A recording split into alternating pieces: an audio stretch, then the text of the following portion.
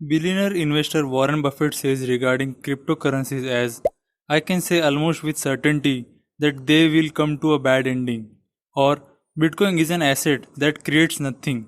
Well, he has his own views and logic and we respect his thoughts. But cryptocurrency में investment good हो या bad, taxation of such cryptocurrency will always come for sure. Let's start the video.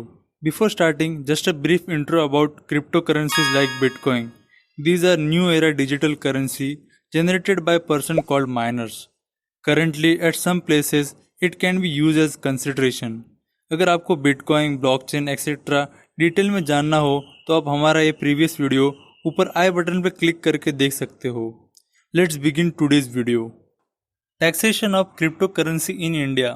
What? In India? Is it not ban in India? Well, 2018 में RBI ने crypto currency पे ban लगाया था, but मार्च 2020 में supreme court of India ने इस ban को हटा दिया. So now if crypto currency transaction are legal in India, then how taxation of such transaction will take place? Is it income from business and profession और capital gain और income from other sources? Let's discuss that. Income tax has 5 heads of income, that is income from salaries, house property, business and profession, capital gain and other sources. In today's scenario, cryptocurrency की income from salaries और house property में तो बिल्कुल नहीं आएगी. तो रहा सवाल रिमेनिंग 3 में से कौन से हेड ऑफ इनकम में ये टैक्सेबल होगी? Well, it will very case to case. Let's analyse each case. Case number 1. इस केस में मैं खुद बिटकॉइन को माइन करता हूँ एंड सेल करता हूँ. देन इस केस में मुझे कैपिटल गेन अराइज हो सकता है. वो कैसे? वो ऐसे. As per section 45 subsection 1 of income tax act, any profit or gain arising from transfer of capital asset chargeable as capital gain. And what is capital asset? Capital asset is property of any kind held by assessee whether or not connected to his business or profession. The word any kind में bitcoin भी fall हो सकते हैं. Then इस case में capital gain arise होगा. पर दोस्तों, इस केस में एक छोटी सी प्रॉब्लम है. वो प्रॉब्लम है what will be my cost of acquisition. Late me give an example. I sold house worth ₹1 crore which was purchase by me for 60 lakhs. Here 60 lakhs is my cost of acquisition and my capital gain will be 1 crore minus 60 lakhs, that is 40 lakh. But in case of self-generated Bitcoin, my cost of acquisition will be 0. Then मैं इस case में capital gain compute ही नहीं कर पाऊंगा.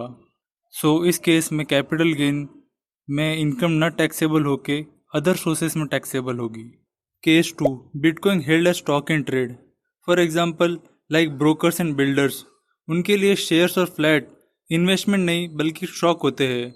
उसी तरह जो लोग बिटकॉइन में डे टू डे ट्रेडिंग करेंगे उनके लिए बिटकॉइन इन्वेस्टमेंट नहीं बल्कि स्टॉक होगा, तो उनकी income from business and profession में टैक्स होगी. Case number 3.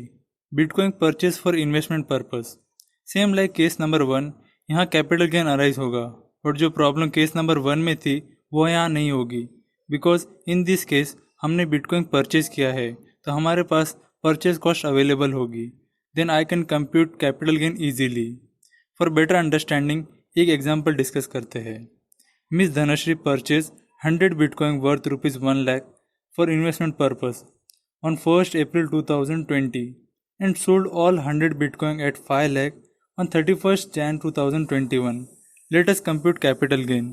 Here period of holding is 10 months, that is April 2020 से लेके Jan 2021 तक. Capital gain will be full value of consideration minus cost of acquisition, that is 4 lakh rupees. and asset सिर्फ 10 महीने के लिए hold हुआ है, so the resultant gain will be short term in nature. So applicable tax rate will be slab rate wise. And if long term capital gain होता तो rate of tax will be 10% on gain exceeding 1 lakh rupees. That is 3 lakhs per 10%, 30,000 rupees. Case number 4.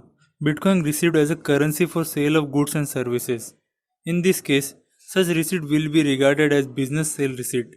And business के खर्चे minus करने के बाद जो net profit आएगा उस पर income from business and profession के under normal slab rate wise tax लगेगा. For example, recently Tesla announce to accept bitcoin as a payment for their car purchase.